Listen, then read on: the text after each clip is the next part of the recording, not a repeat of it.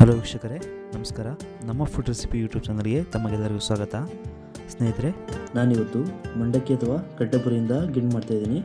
ಈ ಮಂಡಕ್ಕಿ ಗಿಣ್ಣು ಹೇಗೆ ಮಾಡೋದು ಅಂತ ನೋಡೋಣ. ಮೊದಲಿಗೆ ಗಿಣ್ಣಾಲು ಅಥವಾ ಗೀಬಲ್ನ ತಗೊಳ್ತಿದ್ದೀನಿ. ಹಸು ಅಥವಾ ಎಮ್ಮೆ ಕರ ಹಾಕಿದ ಮೊದಲನೇ ದಿನದ ಹಾಲು, ಗೀಬಾಲ್ ಜೊತೆಗೆ ಒಂದು ಅರ್ಧ ಲೀಟ್ರ್ ಪ್ಯಾಕೆಟ್ ಹಾಲು ತೊಗೊಳ್ತಾಯಿದ್ದೀನಿ.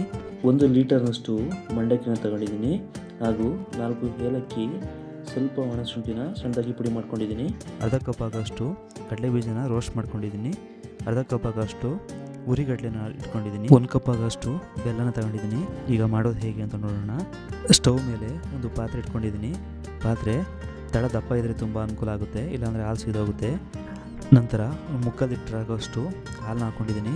ಅದ್ರ ಜೊತೆಗೆ ಗೀಬಾಲ್ನ ಸೇರಿಸ್ಕೊತಾಯಿದ್ದೀನಿ. ವೀಕ್ಷಕರೇ, ಅವಲಕ್ಕಿ ಗಿಣ್ಣು ಮಾಡಲು ಗೀಬಾಲ್ ಬೇಕು ಅಂತ ಏನಿಲ್ಲ. ಹಸು ಅಥವಾ ಎಮ್ಮೆ ಕರ ಹಾಕಿದ 1 ದಿನದ ಅಥವಾ 2 ದಿನದ ಹಾಲಲ್ಲಿ ಕೂಡ ಮಾಡ್ಕೋಬೋದು. ಹಾಲಿಗೆ ಗೀಬಾಲ್ ಹಾಕಿದ ತಕ್ಷಣ ಹಾಲು ಸ್ವಲ್ಪ ಹೊಡೆದಂಗಾಗುತ್ತೆ. ಏನಾಗಲ್ಲ, ಒಂದು 15 ನಿಮಿಷ ಚೆನ್ನಾಗಿ ಕಾಸ್ಕೋಬೇಕಾಗುತ್ತೆ. ಅಲ್ಲಿವರೆಗೂ ಹುರಿದಿಟ್ಟಿರ್ತಕ್ಕಂಥ ಕಡಲೆ ಬೀಜ ಹಾಗೂ ಕಡಲೆನ ಗ್ರೈಂಡ್ ಮಾಡ್ಕೋತಾಯಿದ್ದೀನಿ. ನೋಡಿ, ಹಾಲು ಹೊಡೆದೋಗಿದೆ. ಈಗ ನಾನು 1 ಕಪ್ ಆಗೋಷ್ಟು ಬೆಲ್ಲನ ಹಾಕೋತಾಯಿದ್ದೀನಿ. ನೀವು ಸಿಹಿ ಬೇಕು ಅಂದರೆ ಬೆಲ್ಲನ ಜಾಸ್ತಿ ಹಾಕೋಬೋದು, ಇಲ್ಲ ಬೇರೆ ಪಾತ್ರೆಗೆ ಬೆಲ್ಲ ಹಾಕ್ಕೊಂಡು ಪಾಕ ಕಾಸ್ಕೊಂಡು ಕೂಡ ಸೇರಿಸ್ಕೋಬೋದಾಗಿದೆ. ನಂತರ ಏಲಕ್ಕಿ ಹಾಗೂ ಒಣಶುಂಠಿ ಪೌಡ್ರನ್ನ ಸೇರಿಸ್ಕೊತಿದ್ದೀನಿ. ಇದನ್ನು ಸೇರಿಸೋದ್ರಿಂದ ತುಂಬ ಟೇಸ್ಟ್ ಕೊಡುತ್ತೆ. ಹಾಲನ್ನ ಚೆನ್ನಾಗಿ ಮಳ್ಳಿಸ್ಕೋಬೇಕಾಗುತ್ತೆ. ಹಾಗೂ ತಳ ಹಿಡಿದಂಗೆ 1 ಸ್ಪೂನ್ನಲ್ಲಿ ತಿರುಗ್ತಾ ಇರಿ. ನಂತರ ನಾನೀಗ ಕಡಲೆಪುರಿ ಅಥವಾ ಮಂಡಕ್ಕಿನ ಸೇರಿಸ್ಕೊತಿದ್ದೀನಿ. ಒಂದು ಪ್ರಮಾಣದಲ್ಲಿ ನೋಡಿ ಸೇರಿಸ್ಕೊಳ್ಳಿ. ಇದ್ರ ಜೊತೆಗೆ ಬೇಕು ಅಂದರೆ ರವೆನ ಹುರಿದು ಕೂಡ ಸೇರಿಸ್ಕೋಬಹುದು. ಜೊತೆಗೆ ತೆಂಗಿನ ತುರಿ ಅಥವಾ ಕೊಬ್ಬರಿ ತುರಿನೂ ಕೂಡ ಸೇರಿಸ್ಕೋಬಹುದು. ಅದು ಕೂಡ ತುಂಬ ಚೆನ್ನಾಗಿರುತ್ತೆ. ವೀಕ್ಷಕರೇ, ಯಾವತ್ತೇ ಆದ್ರೂ ಗಿಣ್ಣು ಮಾಡುವಾಗ ಹಾಲಿಗೆ ಆಗಲಿ ಈ ಗಿಣ್ಣಕ್ಕೆ ಆಗಲಿ ಯಾವುದೇ ಕಾರಣಕ್ಕೂ ನೀರನ್ನ ಸೇರಿಸ್ಕೋಬಾರ್ದು. ಹಸಿ ಹಾಲು ಏನಿದೆ ಅದರಿಂದ ಮಾಡ್ಕೋಬೇಕಾಗುತ್ತೆ. ಇರಲಿ, ಈ ವಿಡಿಯೋ ಬರೋಣ. ಮಂಡಕ್ಕಿ ಎಲ್ಲ ಸೇರಿಸಿದ ನಂತರ ಒಂದು 5 ನಿಮಿಷ ಹಂಗೆ ಮೀಡಿಯಮ್ ಫ್ಲೇಮ್ನಲ್ಲಿ ಬೇಯಿಸ್ಕೋಬೇಕಾಗುತ್ತೆ. ಇದಾದ ನಂತರ ಒಂದು 5 ನಿಮಿಷ ಹಾಗೆ ಕುದಿಸ್ಕೊಂಡು ನಾವು ಮೊದಲಿಗೆ ರುಬ್ಕೊಂಡಿರ್ತಕ್ಕಂಥ ಕಡಲೆ ಬೀಜ ಹಾಗೂ ಕಡಲೆನ ಪುಡಿನ ಸೇರಿಸ್ಕೊತಾಯಿದ್ದೀನಿ. ಸೇರಿಸ್ಕೊಂಡು ಗಂಟಿಲ್ದಂಗೆ ನೀಟಾಗಿ ಮಿಕ್ಸ್ ಮಾಡ್ಕೊತಾಯಿದ್ದೀನಿ. ಚೆನ್ನಾಗಿ ಮಿಕ್ಸ್ ಮಾಡಿಕೊಂಡು ಒಂದು 5 ನಿಮಿಷನಾದರೂ ಬೇಯಿಸ್ಕೋಬೇಕಾಗುತ್ತೆ. ಇದು ತಳ ಹಿಡಿಯುತ್ತಿರುತ್ತೆ. ಸಂದು 1 ಸ್ಪೂನಲ್ಲಿ ತಿರುಗಿಸ್ತಾ ಇರಬೇಕು.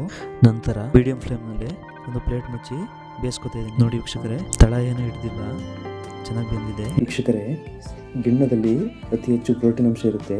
ಆದ್ದರಿಂದ ಹೆಲ್ತಿಗೆ ತುಂಬ ಒಳ್ಳೆಯದು. ನೀವು ಯಾವುದೇ ಕಾರಣಕ್ಕೂ ಗಿಣ್ಣು ಹಾಲು ಅಥವಾ ಗೀ ಹಾಲು ಸಿಕ್ಕಿದರೆ ಮಿಸ್ ಮಾಡಬೇಡಿ. ನೀವು ಮನೆಯಲ್ಲಿ ಈ ಥರ ರೆಸಿಪಿನ ಮಾಡಿಕೊಂಡು ಸೇವನೆ ಮಾಡಿ. ನೋಡಿ, ಗಿಣ್ಣು ರೆಡಿಯಾಗಿದೆ. ಸ್ವಲ್ಪ ಫೈನಲ್ ಟಚ್ಚು ಮಂಡಕ್ಕಿನ ಸೇರಿಸ್ಕೊತಾ ಇದ್ದೀನಿ. ನೋಡಿ ವೀಕ್ಷಕರೇ, ಒಂದು 2 ಗಂಟೆಗಳ ಕಾಲ ಹಾಗೆ ಬಿಟ್ಟು ತಣ್ಣಗಾದ ನಂತರ ಒಂದು ಬಾಳೆದೆಲೆ ಮೇಲೆ ಒಂದು ಬೌಲ್ಗೆ ಸರ್ವ್ ಮಾಡ್ಕೊತಿದ್ದೀನಿ. ಬೇಡ ನಿಮಗೆ ಯಾವ ರೀತಿ ಇಷ್ಟ ಆ ರೀತಿ ಕಟ್ ಮಾಡ್ಕೋಬೋದು, ಸ್ಪೀಡ್ ಥರ ಮಾಡ್ಕೋಬೋದು. ಮೊದಲಿಗೆ ಬೇರೆ ವಿಡಿಯೋದಲ್ಲಿ ಕುಕ್ಕರ್ನಲ್ಲಿ ಗಿಣ್ಣು ಹೇಗೆ ಮಾಡೋದು ಅಂತ ಒಂದು ವಿಡಿಯೋ ಮಾಡಿದ್ದೆ, ತುಂಬ ಚೆನ್ನಾಗಿ ಬಂದಿದೆ. ವಿಡಿಯೋನ ಡಿಸ್ಕ್ರಿಪ್ಷನಲ್ಲಿ ಹಾಕಿರ್ತೀನಿ, ದಯವಿಟ್ಟು ನೋಡಿ. ವೀಕ್ಷಕರೇ, ಮಂಡಕ್ಕಿ ಗಿಣ್ಣು ರೆಸಿಪಿ ತುಂಬ ಚೆನ್ನಾಗಿ ಬಂದಿದೆ.